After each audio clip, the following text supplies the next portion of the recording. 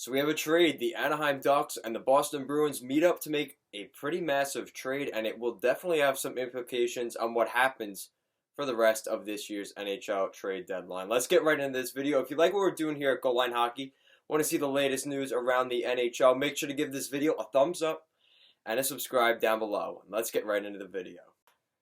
So getting into the details of this trade, a pretty massive trade here heading into the NHL trade deadline. So we've heard in the past that Bob Murray, the general manager of the Anaheim Ducks, he's come out and said he is willing to take bad contracts basically from other teams.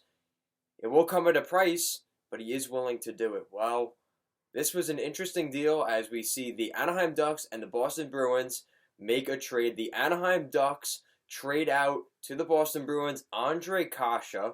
In exchange, going the other way to the Anaheim Ducks, defenseman Axel Andersson, David Backes, and a 2020 first-round pick, which presumably will be the Boston Bruins' 2020 first-round pick.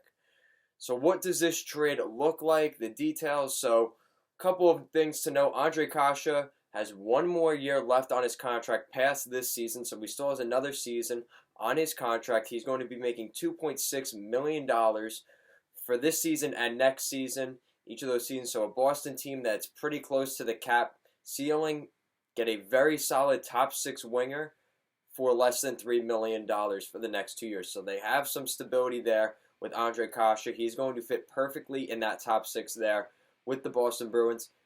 Does this take Chris Kreider off the table, though? That's the question now, because everybody was basically assuming Chris Kreider was for sure going to the Boston Bruins. Well, now that the Anaheim Ducks stepped up and sent Ondrej Kase, does it really make sense now for the Boston Bruins to go after Chris Kreider? I think it takes them out of the running. So that's definitely going to be something that did end up, I think it will end up affecting the value of Chris Kreider as we head down the stretch. How many suitors are there going to really be there for Chris Kreider at the trade deadline? So Axel Andersson going the other way to the Anaheim Ducks. How does this trade look for the Ducks? Andersson was outside of the Bruins' top 10 prospects coming into this season. He's probably projected to be a third-pairing defenseman at this point. He's still a pretty solid player. He could still develop into a solid player.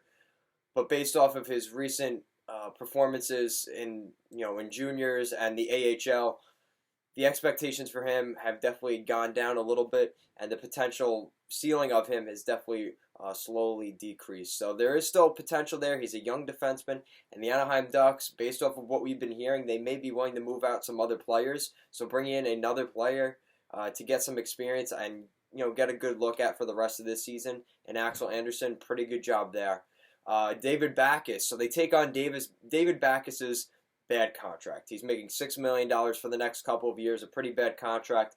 The Boston Bruins will be retaining, though, 25% of that contract, so it's not as bad. They will be retaining $2 million on that deal. So the Anaheim Ducks are only paying out pretty much $4 million in that deal. So not too bad.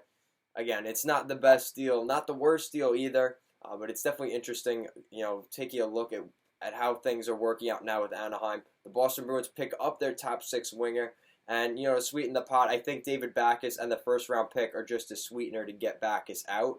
I think that was a good deal. Axel Andersson, I think overall who won this trade, I think it still remains to be seen. It's going to depend on what Anaheim gets for that first round pick. I think if we look back in 3 or 4 years and it's like a Matt Barzal or a Brock Besser or a Kyle Connor, that could be a really great trade for the Anaheim Ducks, and it may not end up being that bad. But right now, I have to give the win to the Boston Bruins. They pick up the best player in this trade by far. The Anaheim Ducks pick up assets. They pick up a first-round pick, and they pick up a young defenseman. But I don't think that equals the value to what they lost in Ondrej Kase. I've been talking about really enjoying watching Kase with the Anaheim Ducks. He's been a really great bright spot for that team. The Anaheim Ducks have plenty of young forwards coming up through the wings over the next couple of years, so this isn't going to hurt too much in the future. You still have guys like Zagros coming up, Troy Terry, who will continue to develop, Lundestrom, Sam Steele. So there just isn't enough room, and Ondrej Kase, unfortunately, became a little bit more expendable, and he was moved on to the Boston Bruins. So that's it for this video. If you like what we're doing here at Goal Line Hockey, want to see the latest news around the NHL, make sure to give this video a thumbs up and a subscribe down below. Thank you so much for watching, and have a great day.